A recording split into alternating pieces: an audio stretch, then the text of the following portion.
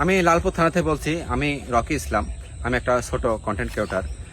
নাটোরে যারা কন্টেন্ট তৈরি করেন অনেকেই আছে, কারণ হাজার হাজার কন্টেন্ট ক্রিয়েটর আছে। আমি প্রত্যেক জনার কমেন্টস করি, কিন্তু কমেন্টসের রিপ্লাই আসে না। কিন্তু কমেন্টসের রিপ্লাই না দিলে কখনো ভাইরাল হওয়া সম্ভব না, কারণ মনের ভিতরে হিংসা রাখা যাবে না।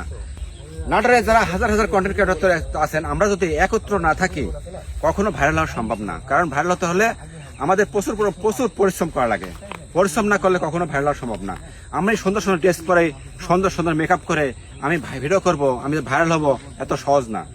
ভাইরাল হতে হলে আমার অন্য ভিডিও দেখা লাগবে, অন্য ভিডিও কমেন্টস করা লাগবে, রিপ্লাই কমেন্ট করা লাগবে, তাহলে আপনি যদি ভাইরাল হতে পারেন। তাছাড়া ভাইরাল হওয়া সম্ভব না।